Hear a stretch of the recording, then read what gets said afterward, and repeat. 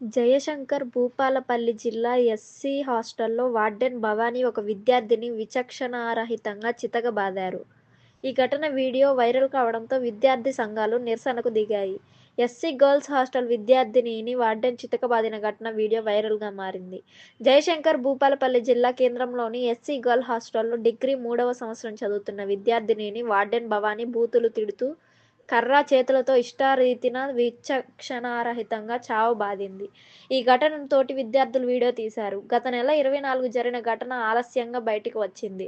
2 నెలల క్రితం ఇదే ఎస్సీ హాస్టల్లో విద్యార్థినులకు మత బోధనలు చేసిన ఘటన వివాదాస్పదమైంది. విద్యార్థినిని చితకబాదిన ఘటన వీడియో వైరల్ కావడంతో తల్లిదండ్రులు తమ పిల్లల పరిస్థితిపై ఆందోళన వ్యక్తం చేస్తున్నారు. చదువుకునేందుకు మా పిల్లలను పంపిస్తే మత బోధనలు, చితకబాదుడు ఘటనల బారిన పడడంపై వారు ఆందోళన చెందుతున్నారు. కాగా విద్యార్థినిని చితకబాదిన వార్డెన్పై చర్యలు తీసుకోవాలని డిమాండ్ చేస్తూ హాస్టల్ ముందు విద్యార్థి సంఘాలు నిరసనకు దిగాయి.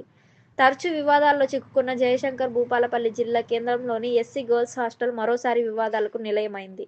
విద్యాబుద్ధులు నేర్పించి వారిని సన్మార్గంలో పెట్టాల్సిన వార్డెన్ ఒక విద్యార్థినిపై అనుమానుషంగా దాడికి పాల్పడింది. డిగ్రీ ఫైనల్ ఇయర్ చదువుతున్న విద్యార్థిని వార్డెన్ భవానీ కర్రతో, చేతులతో ఇష్టారీతిన చితకబాదిన ఘటన కలకలం రేపుతోంది. ఈ ఘటన ఆలస్యంగా వెలుగు చూసింది. ఈ ఘటనకు సంబంధించిన పూర్తి వివరాలు ఇలా ఉన్నాయి. గత నెల 24వ తేదీన హాస్టల్లో స్వల్ప కారణంతో వార్డెన్ భవానీకి సదరు విద్యార్థినికి మధ్య చిన్నపాటి వాగ్వాదం జరిగినట్లు తెలుస్తోంది. ఈ క్రమంలో సహనం కోల్పోయిన వార్డెన్ విద్యార్థినిని అని కూడా చూడకుండా కర్ర తీసుకుని దాడికి తెగబడ్డారు. తోటి విద్యార్థినిలు అడ్డుకుంటున్నా వినకుండా బూతులు తిడుతూ కనికరం లేకుండా కొట్టారు. ఈ దారుణాన్ని గమనించిన తోటి విద్యార్థినులు తమ ఫోన్లో వీడియో తీశారు.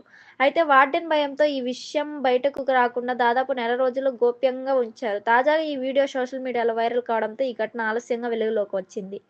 కాగా ఈ హాస్టల్ గతంలోనూ వివాదాల్లో చిక్కుకుంది. 2 నెలల క్రితం ఇదే హాస్టల్లో విద్యార్థినులకు కొన్ని వర్గాల వారు మత బోధనలు చేయిస్తున్నారనే ఆరోపణలు కూడా వచ్చాయి.